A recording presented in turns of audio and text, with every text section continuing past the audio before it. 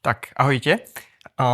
Ako Matej spomínal, tak budeme pokračovať v sérii, kde spolu premýšľame nad tým, že ako zvládať život, emócie, keď oni začnú nejakým spôsobom mať nad nami moc. No a každý z nás mal v živote nejaké ideály, keď bol malý o tom, ako sa ten život bude vyvíjať. Možno ako ja som mal takýto ideál, hej, že takýmto spôsobom môj život sa bude vyvíjať, že budem zdravý, vyšportovaný a ja neviem, môžete si domyslieť, čo ďalej.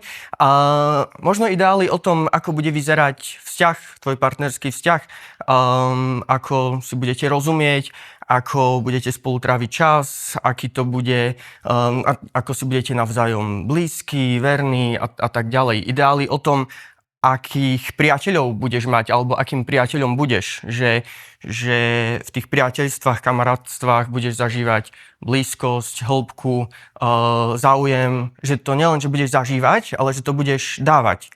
Hej? Alebo ideály o tom, že ten život, ako sa bude diať, tak bude taký zmysluplný, radostný, že ako náhle opustíš strednú školu, tak budeš na výške a budeš sa učiť veci, ktoré ťa iba bavia, že budeš mať prácu, do ktorej sa budeš každý deň tešiť, chodiť tam s úsmevom. No ale mám taký dojem, že postupne ako sa ten život deje, tak tie ideály začínajú radom ubúdať. A možno u niekoho všetky, u niekoho iba nejaké, ale každopádne nejakým spôsobom sa udeje to, že na tieto ideály rezignujeme a že prestaneme dúfať, že vôbec tak nejak môže ten život vyzerať. No a pre tých z vás, ktorí sa považujete za kresťanov alebo za Ježišových nasledovníkov, tak Ježiš dáva tiež nejaké ideály, ktorými by sme mohli ten náš život formovať a tá laťka je celkom vysoko, ktorú on dáva. Hej, hovorí o tom, ako ideálne by mohlo vyzerať tvoje srdce.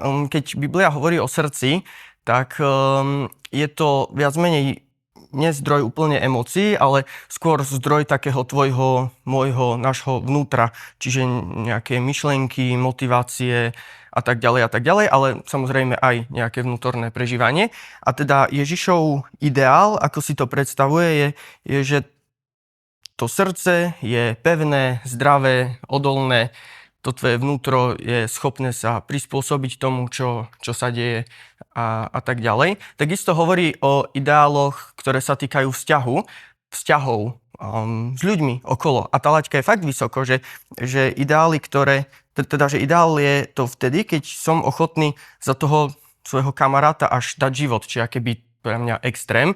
Možno úplne by stačilo, možno dnes, kebyže som vedel, že som ochotný v tých vzťahoch vždy odpúšťať, vypočuť si, povedať veci napriamo, a to preto, lebo mi na tom druhom človeku tak veľmi záleží.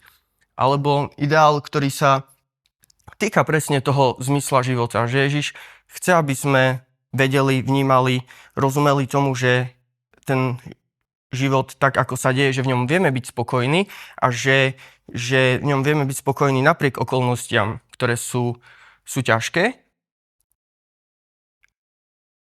Ale aj v tomto prípade platí, že aspoň teda ja sám za seba mám dojem, že už dlhšiu dobu teda som kresťanom, že častokrát sa dialo to, že tie ideály radom odchádzali z môjho života a ja som rezignoval na to, že to je síce pekné, Ježiš, ako to myslíš a ako o tom hovoríš, ale realita v mojom živote je dosť iná.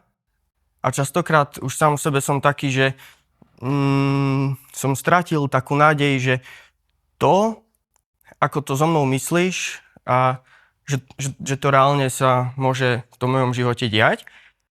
A to si myslím, že je vec, ktorú mnohých vás nepoznám úplne osobne, ale že máme tu, ako sedíme, spoločnú. Že či už tie ideály takého osobného charakteru, o ktorých som hovoril na začiatku, alebo kľudne aj tie Ježišove ideály, že tak ako sa ten život dial a my sme zažívali rôzne sklamanie, frustráciu, beznádej z toho, že sa to môže udiať, tak to je presne ten moment, kedy tieto emócie prevzali moc nad nami a nás dostali do bodu, ktorý psychológia alebo rôzni psychológovia nazývajú, že naučená bezmocnosť. Naučená bezmocnosť je taký stav, v ktorom ja už neverím, že moje konanie dokáže niečo zmeniť. Alebo že prinesie nejakú zmenu. Hej? A že to sa prejaví v správaní, že prestanem veriť tomu, že moje činy dokážu niečo zmeniť. Alebo sa to prejaví v tom, že zostávam v nejakom vzťahu, ktorý je, neviem, nepríjemný, toxický, všetci okolo vidia, že tam nemám čo robiť, ale aj tak sa v ňom držím. Alebo sa to prejaví v tom, že vidím, že kopec možností, medzi ktorými si môžem vybrať, ako sa rozhodnem, ale už automaticky som taký, že určite to zle dopadne. Alebo sa to môže prejaviť vo vzťahoch. To je presne vtedy, keď prestanem dúfať vôbec to, že byť úprimný pred tým druhým človekom môže niečo priniesť. Alebo keď prestanem veriť v to, že ten konflikt sa dá vyriešiť. Alebo dokonca ešte viacej vyhrotené, že ani nejdem do toho konfliktu, lebo viem, že ten konflikt nič neprinesie a nič nevyrieši a tak to v sebe len udusím. Vie sa to udiať v mojej viere, v mojom postoji k Pánu Bohu, keď sa modlím a som taký, že automaticky alebo už sa ani nemodlím, lebo však čo zmôže nejaká modlitba?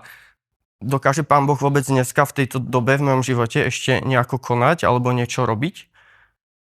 A to celé vo mne spôsobí takú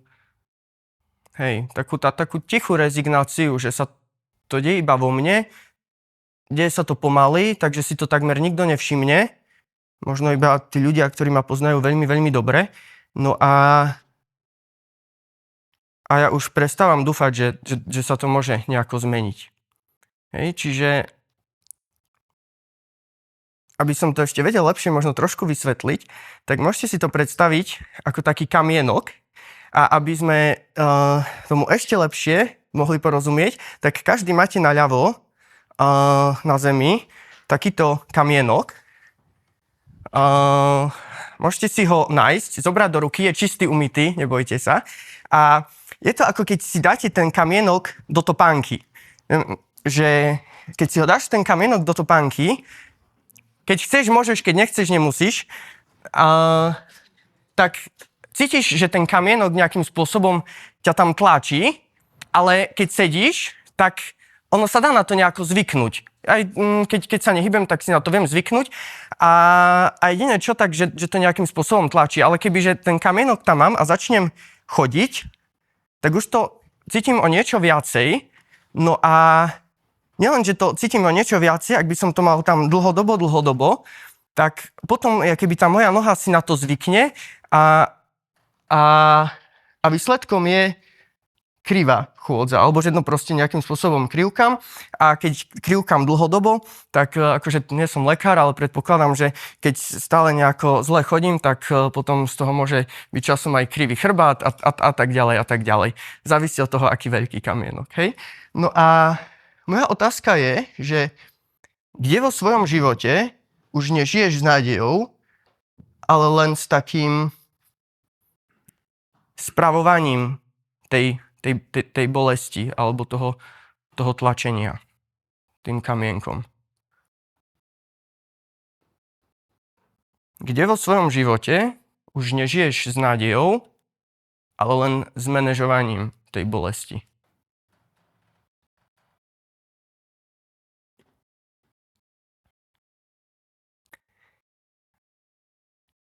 Ježiš nás pozýva k tomu, aby sme prišli aby sme k nemu prišli, zobrali jeho jarmo a sľubuje, že nám dá odpočinutie.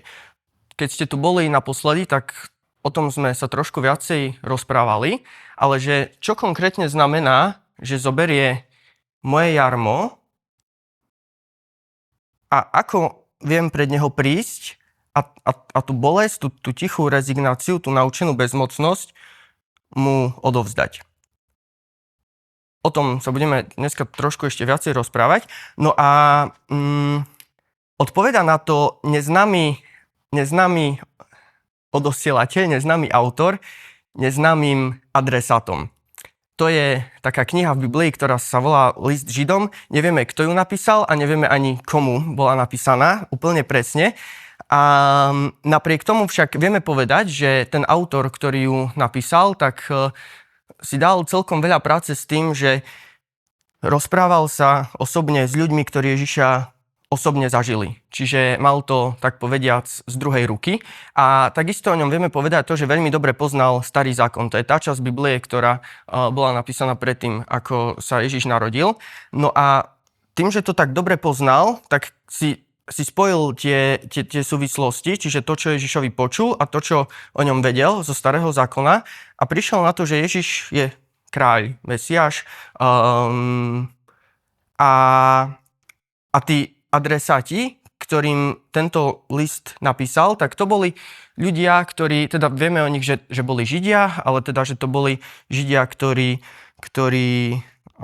taktiež prišli na to, že Ježiš je kráľ, čiže Židia, kresťania, a že títo Židia, kresťania si zažili nejakým spôsobom veci, ktoré boli neúplne, jak by som to povedal, že zažili si ťažobu pre svoju vieru. Zažili si to, že boli odstrkovaní v tej spoločnosti, že boli prenasledovaní, že boli väznení a tak ďalej. Zároveň sa už dostali do bodu, že tak zjednodušene povedané, že prestali vládať, alebo nie, že prestali, ale postupne prestávali, čiže boli na ceste k takej rezignácii, môžeme to tak nazvať. No a hovorí im, že rozpamätajte sa na tieto prvé dni, v ktorých ste boli osvietení a prekonali ste veľký boj v utrpeniach. To, čo prekonali, je presne to, čo som hovoril, on to aj ďalej im pripomína, čo všetko prekonali. Boli ste vystavovaní verejnému hanobeniu a sužovaniu. To všetko kvôli tomu, v čo verili. Inokedy ste boli spoločníkmi tých, ktorí stihlo to isté. A taktiež im celkom detálne vysvetľuje, čo všetko už majú za sebou. A robí to práve preto, aby si spomenuli na to, čo už všetko za sebou majú. A pokračuje, že keď si na to spomeniete, a pretože už tým všetkým ste si pretrpeli, tak nestracajte dôveru, lebo tá dôvera bude bohato odmenená. Rozpamätajte sa. Každý z nás, ten kamienok, ktorý má vo svojej topánke, tak ešte si pamätáte, aké to bolo, keď ste ho tam nemali. A to, aká situácia je dnes, neznamená, že taká situácia bude aj zajtra a že to, ako to vyzerá dnes, že to tak bude vyzerať až do konca. Že dnešok nie je koniec príbehu, aj napriek tomu, že častokrát tá naša pozornosť, a to je akože pochopiteľné, ten dnešok vníma tak najvýraznejšie. No a preto hovorí, že sa rozpamätaj na to, aké to bolo predtým. Už ty sám máš tú skúsenosť, už vy sami máte tú skúsenosť. A pokračuje ďalej. Preto aj my, obklopení takým veľkým zástupom svedkov, čiže okrem toho, že si pamätajte, že vy sami máte skúsenosť, aké to bolo, tak aj veľký zástup svedkov má takú skúsenosť, aké to bolo. Tento text, ktorý tu je vysvietený, tak on sa nachádza medzi tým prvým textom a tým druhým. A ten autor si dal tú námahu, že tým čitateľom, tým adresátom vymenoval, čo všetko už ľudia pred nimi zažili a ako to dopadlo. A pokračuje, že odhoďte všetku vinu, odhoďte všetku príťaž a hriech, čo nás opantáva a vytrvajme v tom behu. Myslím, že keď hovoríme o hriechu, tak je to taký pojem, ktorému viacerí z nás rozumieme. Rozumieme? Že hriech hriech je všetko, čo nás nejakým spôsobom od Pána Boha vzdiaľuje a v kontexte tej dnešnej témy to je to, keď v sebe živím nenávisť, hejt, to je to, keď v sebe živím nejaký taký cynizmus, nejakú agresivitu, keď sám keby myšlienky takéhoto charakteru podporujem, že toto mám dať na bok, ale nielen to, ale aj príťaž. Príťaž to nie sú úplne veci, ktoré sú nutne hneď zlé alebo veľmi problematické v kontexte vzťahu s Pánom Bohom, ale nejakým spôsobom nás od toho ideálu vedia vzdiaľovať. Takzvaná taká šedá zóna, hej? Že pozerať Instagram, Reelska, to nie je zle, ale je tam nejaká hranica, kedy už asi sa shodneme na tom, že proste je to také vymývanie mozgu, hej? Keď scrollujem tie Reelska do nekonečna. Čiže odhoďme príťaž a hriech. Nebudem vstupovať do tej šedej zóny a ak je nejaký hriech v tom mojom živote, tak nebudem si ho sám pred sebou ospravedlňovať. Ide ešte ďalej a hovorí, že upierajme zrak na Ježiša, ktorý je pôvodcom a upierajme zrak na Ježiša, kde tá naša viera začína a namiesto radosti, ktorá tomu Ježišovi, ktorú mohol použiť, zažiť, tak sa rozhodol, že bude trpieť. Z evanjelií vieme, že tých pár rokov, ktoré Ježiš žil na zemi, tak mal strašne veľa príležitostí, kedy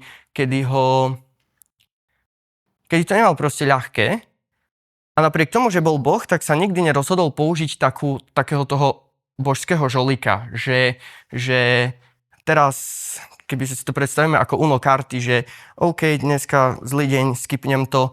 Mohol, kebyže chcel, neurobil to.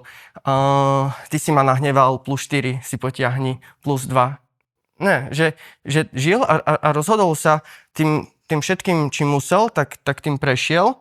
A to do veľkej miery aj práve kvôli tomu, aby ja dnes som vedel, že Boh tu bol a že mi rozumie v tom, kde sa nachádzam ja v živote. A to je presne tá vec, ktorú keď dlhodobo vnímam bezmocnosť, frustráciu, keď rezignujem, v oblastiach, kde som rezignoval, tak potrebujem zmeniť ten pohľad, že je pre mňa veľmi prirodzené dívať sa na to, ako to bolí, ako to tlačí, ako to nefunguje, ako to nemá zmysel, ale Ježiš ponúka alternatívu v zmysle, že nedívaj sa na to tak, že toto sa nedá, ale že hej, halo, že ponúkam ti seba. A preto, že ste rezignovali na tie ideály, ktoré vy sami ste mali, alebo ktoré ja som vám ponúkol, ale toto všetko ste už zažili, tak sa vzprušte, schopte a to presne takýmto spôsobom, že sa rozpamätám na to, čo som zažil, aká bola tá minulosť, že okrem toho, že sa rozpamätám, tak odhodím ten hriech a tú príťaž a zmením svoj pohľad na to, niečo ma bolí, ale na to, kto je ten Ježiš.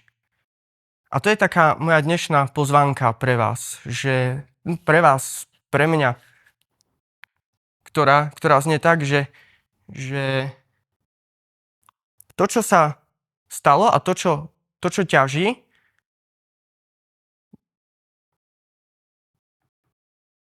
bude ťažiť naďalej.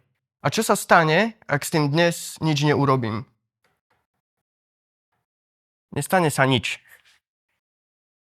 A to je presne ten problém, že sa nestane nič a že ak sa dnes nerozhodnem prestať krývať, tak zajtra už možno ani nebudem veriť, že viem chodiť nejako rovno a a vzpriamene.